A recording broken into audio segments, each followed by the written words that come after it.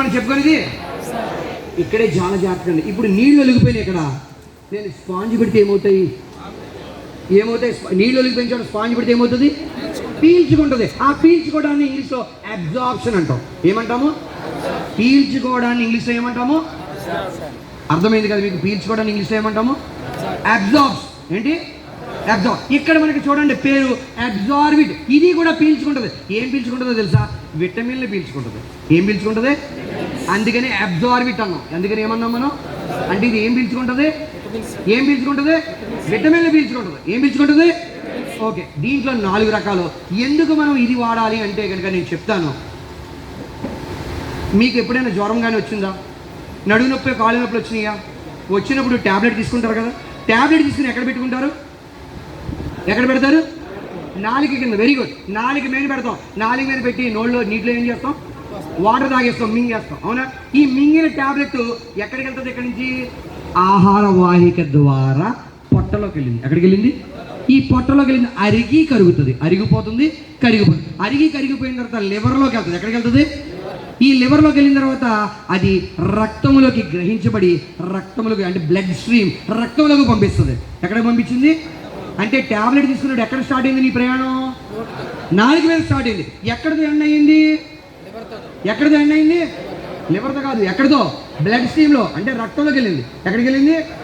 అందుకే మీకు చూడండి, కాలుకి దెబ్బ తగిలింది, ట్యాబ్లెట్ నోట్లో వేసుకుంటారు. మీరు వేసుకున్న తర్వాత కొంతసేపటికి కాళ్ళు నొప్పి తగ్గుతుందో లేదా? అంటే ఆ రక్తము ద్వారా ప్రవహించి ఆ నొప్పి తగ్గింది. ఎలా ప్రవహించింది? అంటే ఫైనల్గా ఎక్కడికి వెళ్ళింది? ట్యాబ్లెట్ రక్తంలోకి వెళ్ళింది. మొదట ఎక్కడ ప్రయాణం చేసింది? నాలుగు నుంచి ఎక్కడికి వెళ్ళింది? పొట్టలోంచి ఎక్కడికి వెళ్ళింది? లివర్ ఎక్కడికి పంపించింది? బ్లడ్ స్ట్రీమ్లోకి పంపించింది. ఇది అర్థమైందా మీకు? అయితే ఈ అబ్జార్బిట్లో ప్రత్యేకత ఏంటి అంటే, ఈ అబ్జార్బిట్ యొక్క ప్రత్యేకత ఏంటంటే జాగ్రత్తగా చూడండి. ఇక్కడ మనం ఏ ట్యాబ్లెట్ తీసుకున్నా నాలుగు మీద పెట్టుకుంటాం కదా. ఆ తీసుకున్న ట్యాబ్లెట్లో 10% మాత్రమే మన బాడీలోకి వెళ్తుంది. ఎంత శాతము? కానీ నువ్వు కనుక ఈ సబ్లింగ్వల్ స్ప్రే వాడేవంటే ఏమవుతుందో తెలుసా? నాలుక కింద జలుకోవాలి. ఏం జలుకోవాలి? ఇక్కడ పేరు చూడండి, అబ్జార్బిట్ రెవల్యూషనరీ అంటే విప్లవాత్మకమైన ఏంటట? సబ్లింగ్ స్ప్రే. ఏ స్ప్రే?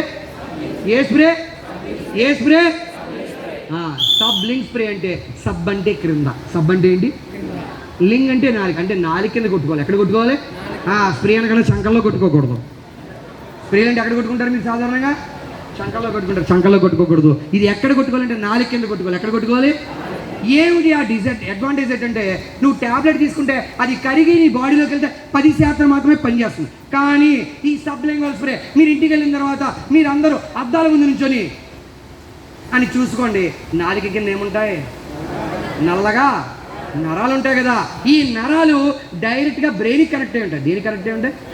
ఈ బ్రెయిన్ ఏం చేస్తుందంటే, ఈ బ్రెయిన్ రక్తము, బ్రెయిన్లో ఉన్న రక్తము అంటే ఏం చేస్తుంటే రక్తము మెదడులో ఉన్న రక్తాన్ని గుండెకి పంపిస్తుంది. ఏం చేస్తుంది? గుండెకి పంపిస్తుంది. ఇప్పుడు ఏమైందో తెలుసా? మనం నాలుగు కింద పెట్టుకున్నాం కదా. అప్పుడు ఏంటంటే ఎమర్జెన్సీ అంబులెన్స్ వస్తే మీరు ఏం చేస్తారు? Very good. ఏం చేస్తాము? ఎందుకని? అని వచ్చేస్తారు. హారం కొట్టుకో. మీరు ఏం చేస్తారు? దారి ఇస్తారు. ఎందుకని? ఎమర్జెన్సీ. అంబులెన్స్ అంటే ఎమర్జెన్సీ కదా, దానికి ఎక్కడ అడ్డు ఉండకూడదు, వెళ్ళిపోవాలి. అలాగే సబ్లింగ్వల్ స్ప్రే మీరు నాలుగు దగ్గర కొట్టగానే, ఇందాక మీరు ట్యాబ్లెట్ వేసుకుంటే నాలుగు మీద పెట్టుకుంటే ఎక్కడికి వెళ్ళింది? తర్వాత ఎక్కడికి వెళ్ళింది కదా. కానీ ఇప్పుడు ఏమవుతుందంటే సబ్లింగ్వల్ స్ప్రే నాలుగు కింద పెట్టుకోగానే, నాలుగు కింద పెట్టుకోగానే ఏమవుతుందంటే, ఇది ఎమర్జెన్సీ. మెదడు మనకి సిగ్నల్ ఇస్తుంది, అరే ఇది ఎమర్జెన్సీ, దీనికి దారి చేయండి. కాబట్టి ఇంకా పొట్ట వద్దు, లివర్ వద్దు, డైరెక్ట్గా ఎక్కడికి వెళ్ళిపోవాలి? బ్లడ్లోకి వెళ్ళిపోవాలి. Very good. డైరెక్ట్గా ఎక్కడికి వెళ్ళిపోవాలి? ఇప్పుడు ఏమవుతుందంటే, మీరు ఇలా చేయడం వల్ల 90% డ్రగ్ లోపలికి వెళ్తుంది. ఎంతవరకు? ఇందాక ఎంత వెళ్ళింది? 10%. ఇప్పుడు ఎంత వెళ్ళింది? అంతేకాదు, ఇలా నాలుగు కింద వేసుకోవడం వల్ల ఇమీడియట్గా రిజల్ట్స్ వస్తాయి. ఇప్పుడు మీరు చెప్పండి, నేను ఈ ఊరు రావాలంటే బైపాస్ రోడ్లు ఉన్నాయా లేదా?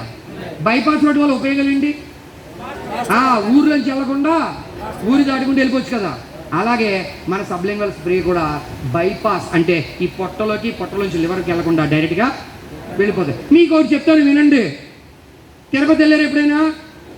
అలాగే మన సబ్లింగ్వల్ స్ప్రే కూడా తీసుకుంటే తిరుపతికి వెళ్ళి మీరు 10,000 రూపాయలు టికెట్ తీసుకున్నట్టే డైరెక్ట్గా బాడీలోకి వెళ్ళిపోతారు. ఇంకెక్కడ లేట్ ఉండవు, డైరెక్ట్గా దర్శనానికి వెళ్ళిపోవచ్చు. అంటే మనం తీసుకున్న డ్రగ్ ఇమీడియట్గా పనిచేస్తాం. ఎప్పుడైనా ఎవరింట్లో అయినా పెద్దవాళ్ళు కానీ ముసలి వాళ్ళు కానీ ఎవరైనా ఉంటే గుండె నొప్పి వస్తే ఇలాగే చెమటలు